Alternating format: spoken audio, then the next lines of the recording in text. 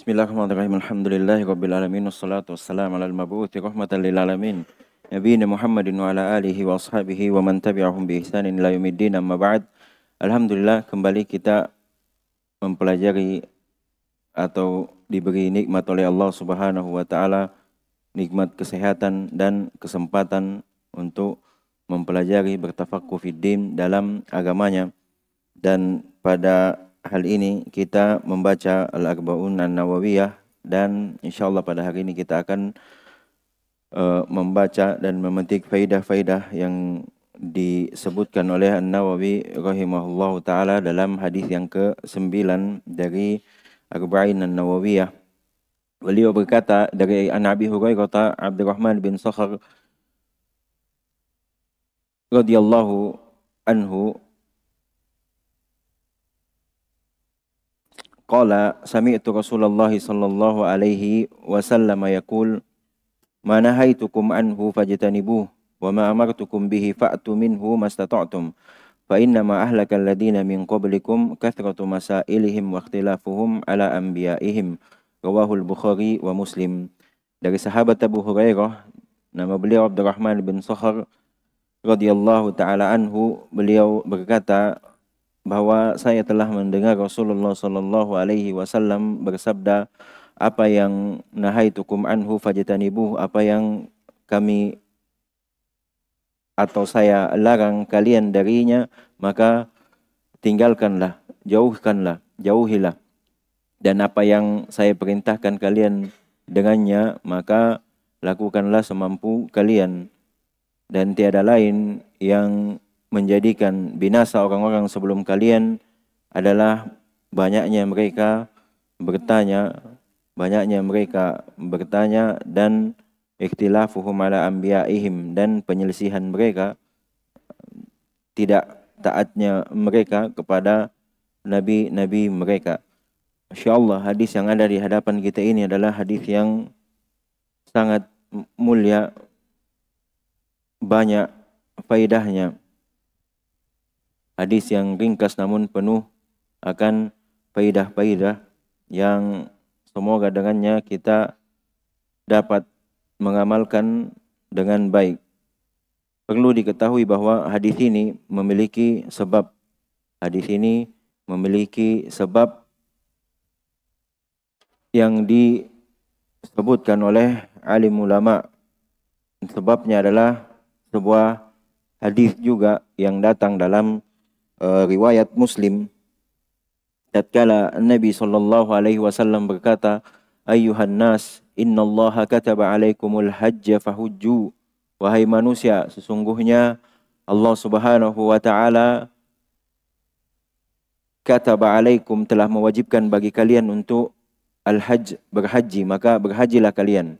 Sampai situ perintahnya. Kemudian berdiri seorang lelaki dari yang ada atau yang mendengar sabda Nabi sallallahu alaihi wasallam tersebut. Kemudian ia berkata, wahai Rasulullah, akulla amin, apakah kita berhaji di setiap tahun? Fasakata anhu Rasulullah sallallahu alaihi wasallam, maka Rasulullah tidak menjawab pertanyaan itu. Beliau terdiam. Tsumma aada, kemudian beliau kembali mengucapkan hadis yang tersebut, ayyuhan nas innallaha kataba alaikumul hajja fahujju. Kemudian lelaki tadi bertanya lagi dengan pertanyaan yang sama, apakah di setiap tahun ya Rasulullah? Kemudian diam lagi Rasulullah. Di kali ketiga beliau kembali menyebutkan hadis tersebut, ayyuhan nas innallaha kataba alaikumul hajja fahujju. Kemudian bertanya lagi kali ketiga si lelaki ini.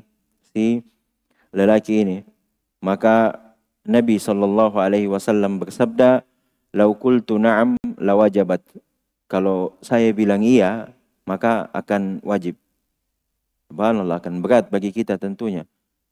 Sekali saja seumur hidup belum tentu kita mampu untuk melakukan, apalagi untuk setiap tahun.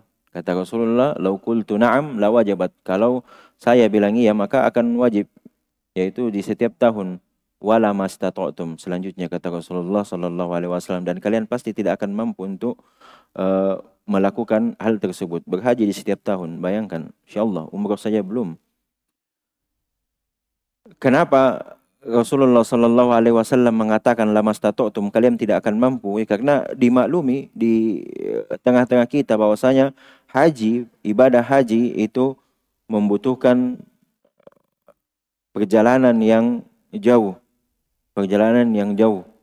Banyak rintangan-rintangan, beban-beban yang akan dihadapi, membutuhkan kekuatan badan dan kekuatan harta. Tidak semua orang mampu akan hal tersebut. Oleh karena itu Allah Subhanahu wa taala tidak mewajibkannya setiap tahun, akan tetapi cukup sekali selama umur hidup kita.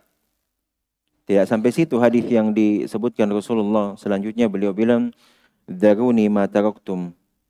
Tinggalkan saya ma taraktum. Maksudnya jangan kalian banyak bertanya tentang hal-hal yang kalian tidak diperintah dengannya. Apa yang diperintah maka lakukan. Masuklah ke dalam pembahasan hadis kita pada hari ini. Ma umirtum bihi faf'alu. Apa yang diperintahkan maka lakukan. Ma nahaitukum anhu fajtanibu. Apa yang saya larang kalian untuk melakukannya maka jauhi. Ya, ini asal larangan. Ini asal larangan. Tidak ada larangan, itu tidak diikat dengan kemampuan. Tidak diikat dengan kemampuan. Beda dengan perintah. Perintah diikat dengan kemampuan. Karena memang ada yang mampu melakukan sebuah ibadah dengan sempurna dan ada yang tidak. Maka mastata'tum, sebagaimana banyak makna-makna ayat atau secara jelas, secara sharih dan tidak yang menyebutkan hal tersebut. Di antaranya fattaqullaha mastata'tum la yukallifullahu nafsan illa wus'aha. Ini kan berbicara tentang ketaatan, berbicara tentang perintah-perintah yang ditaklif kepada kita, yang dibebankan kepada kita. Berbeda halnya dengan larangan, berbeda halnya dengan larangan. Mana haitukum anhu fajtanibu, maka lakukan. Tidak ada seseorang yang mengatakan saya tidak bisa menjauhi larangan tersebut. Tidak ada yang namanya larangan, tidak ada yang bisa tidak ada yang tidak mampu untuk menjauhinya. Pasti semua mampu. Ini adalah asas dasar dalam larangan. Jadi tidak boleh orang mengatakan, "Weh, tidak bisa Kak tinggalkan minuman keras." Tidak ada istilah itu. Mana ada? Itu hawa nafsu itu. Apa yang membuat dia susah meninggalkan? Tidak ada kan? Tidak ada. Sama halnya misalkan dikatakan jangan masuk di pintu ini. Semua pasti bisa untuk tidak masuk. Ada enggak yang bisa untuk tidak masuk ketika ada larangan? Pasti semua bisa untuk tidak masuk. Pasti bisa. Beda halnya dengan larangan, perintah. Misalkan diperintah tolong angkat benda ini. Pasti ada yang bisa, ada yang tidak. Pasti ada yang bisa, ada yang tidak. Nah, ini makna-makna yang juga terkandung dalam hadis tersebut. Dan larangan untuk banyak bertanya pada perintah ini hanya akan membebani diri kita sendiri. Pendekatan pemahaman contoh, ketika kita disuruh untuk berbelanja sesuatu, misalkan semangka, tolong pergi beli semangka. Asalnya pergi beli saja semangka, jangan ditanya berapa beratnya, warna hijaunya mau warna hijau yang pekat atau yang muda, isi dalamnya mau berapa banyak bijinya, hitung itu. Itu kan pasti akan membebani. Apa yang diperintah lakukan saja, tidak usah banyak tanya dulu, kecuali memang dikoit. Tolong pergi beli semangka, tapi jangan lebih dari 2 kilo beratnya, ya kan? Tapi kalau dibilang tolong beli semangka, ini akan enak. Tidak usah banyak tanya lagi, semangkanya yang bagaimana? Karena kemungkinan ketika pergi belanja kita akan berpindah-pindah dari satu tempat ke tempat yang lain untuk mencari semangka yang diinginkan. Kenapa seperti itu? Ya karena ditanya semangka yang bagaimana. Tidak usah ditanya. Kalau disuruh siap, pokoknya lakukan. Bagi itu masalah dunia. Bagaimana lagi masalah perintah Allah Subhanahu wa taala. Dan telah ada juga nampak di kaum terdahulu di Bani Israel ketika mereka disuruh sembelih sapi, mereka bertanya kan warnanya apa, ininya apa, itu memberatkan. Kalau diperintah lakukan saja, kalau diperintah lakukan saja. Itu asal dari perintah, kita melakukan apa yang diperintahkan semampu kita. Dan jangan dibilang kadar kemampuan juga itu harus disesuaikan, sesuaikan. Misalkan ia ingin sholat duduk, tapi dengan alasan bahwa ia tidak mampu untuk berdiri. Padahal ia berjalan dari rumahnya 1 kilometer ke masjid. Bukan istitoah namanya ini, bukan masalah kemampuan. Masa bisa jalan baru tidak bisa itu? Beda halnya kalau diantar naik mobil, kan beda. Kan beda. Maka keringanan dalam perintah atau syariat yang memerintahkan kita untuk melaksanakan perintah sesuai kemampuan kita adalah di antara bentuk kasih sayang Allah Subhanahu wa taala kepada kita. Tidak, kita perintah dan juga dapat dipahami bahwasanya perintah yang datang, perintah yang diperintahkan kepada kita bukan untuk memberatkan kita, bukan untuk membebani kita, tapi memang itu diperintahkan karena Allah tahu kita mampu untuk melakukannya. Sebagaimana firman Allah Subhanahu wa taala, fattaqullaha mastata'tum, bertakwalah sesuai dengan kemampuan kalian. Juga firman Allah Subhanahu wa taala, la yukallifullahu nafsan illa wus'aha. Allah tidak membebani seseorang kecuali sesuai dengan kemampuannya. Jangan kira, jangan sangka. Jadi dari sini juga bisa kita pahami bahwasanya sebagai faidah selipan saja, setiap apa yang ditimpakan musibah misalkan kepada kita, maka tiada lain itu pasti kita mampu untuk menghadapinya. Jangan pernah berburuk sangka kepada Allah Subhanahu wa taala. Misalkan kita sedang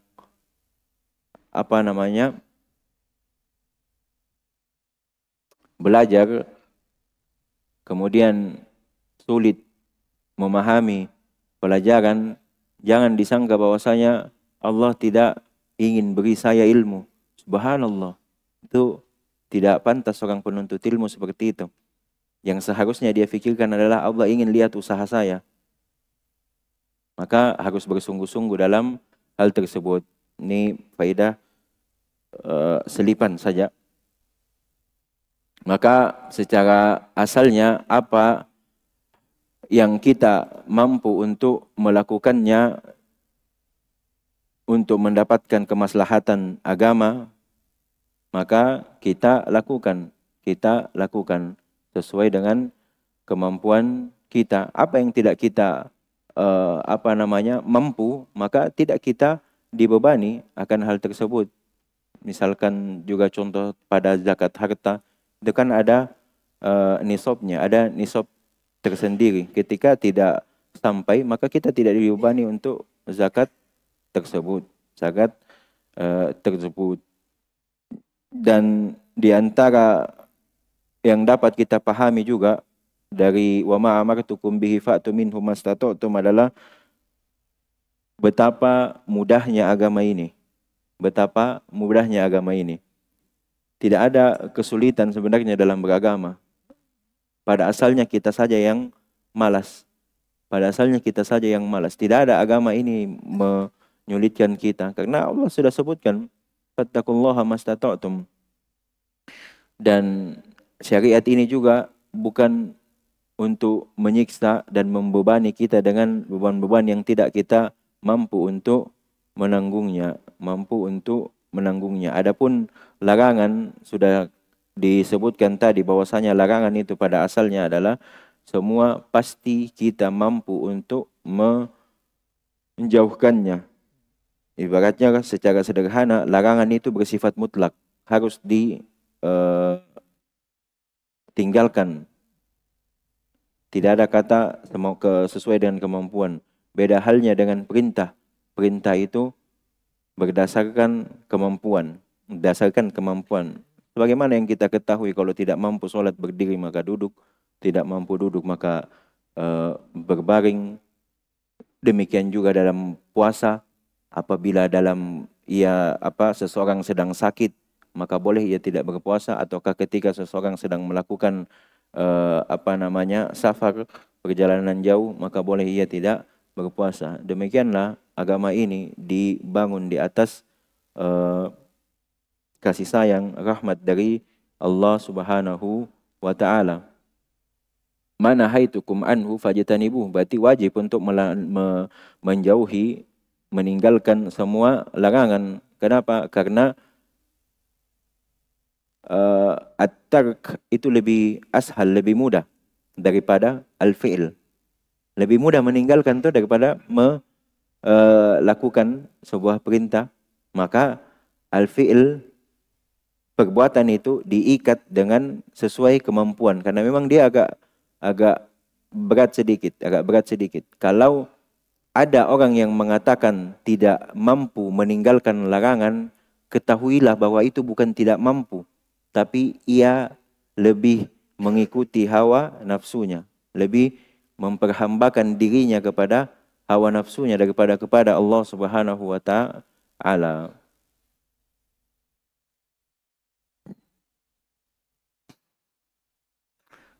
Tidak diikat larangan ijtanibu mastata'tum, tidak. Karena ini akan bahaya nanti. Akan bahaya. Akan banyak keharaman-keharaman yang dilakukan. Karena memang jiwa suka pada hal itu, ya kan? Innan nafsa la'ammaratun bisu. Memang ada dalam jiwa ini yang mengajak pada keburukan. Juga dalam hadis disebutkan kan, sesungguhnya syaitan itu mengalir sebagaimana aliran darah anak cucu Adam.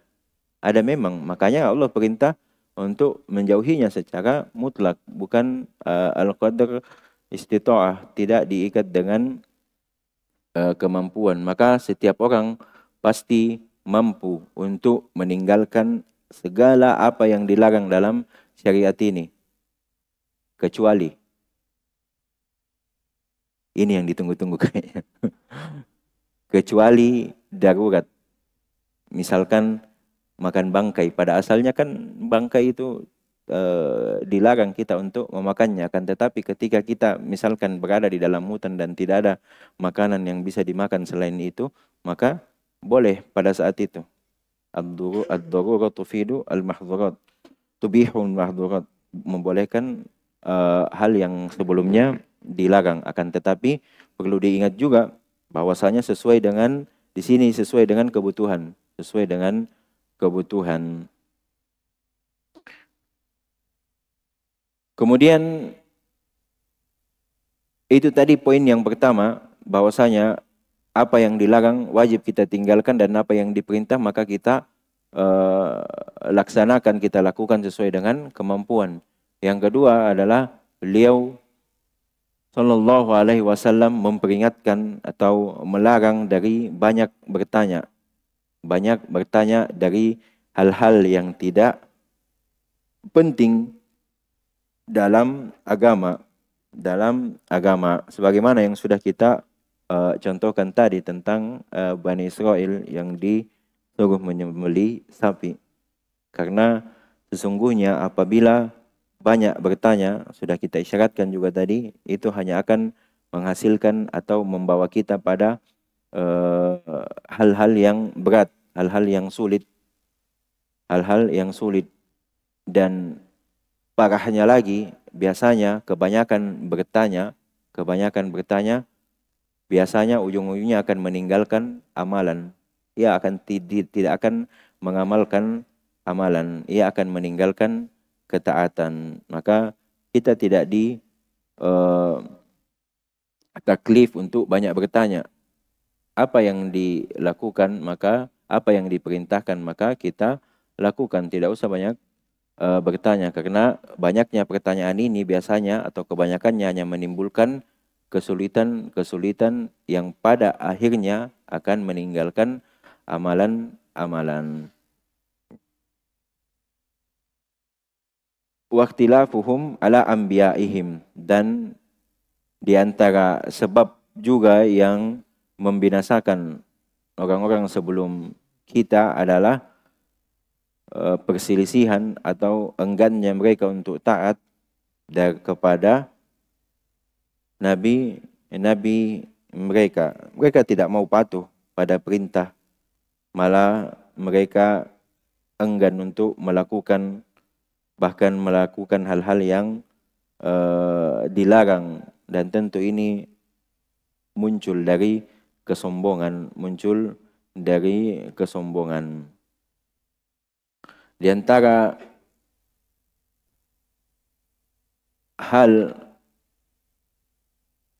yang kita mengapa atau alasannya sebab mengapa kita dilarang banyak bertanya itu tadi, karena biasanya akan mengantarkan pada hal-hal yang berat, hal-hal yang menyulitkan dalam beragama, dan waliyadu billah akan menghasilkan atau berujung pada kita meninggalkan amalan-amalan. Kita tidaklah diwajibkan kecuali hanya untuk mengikuti saja. Kita tidak ditaklif, tidak dibebankan untuk membuat hal-hal baru. Ittabi'u wala tabtadi'u. Ikuti saja, jangan buat hal-hal baru. Jangan buat hal-hal yang baru. Jangan mendahulukan apa yang kita inginkan dibanding dengan apa yang Allah inginkan, dan ini telah dilarang oleh Allah Subhanahu wa taala. Ya ayyuhalladzina amanu la tuqaddimu baina yadayillahi wa rasulih. Wahai sekalian orang-orang beriman, jangan kalian mendepankan sesuatu dari apa yang telah diperintahkan oleh Allah dan Rasulnya. Jangan sampai kita banyak bertanya, kenapa Allah mewajibkan ini? Kenapa Allah tidak mewajibkan ini? Kenapa Allah mengharamkan ini? Jangan pernah sampai terbetik di benak kita tentang pertanyaan-pertanyaan yang semisal. Karena Allah Subhanahu wa taala, apa ayatnya?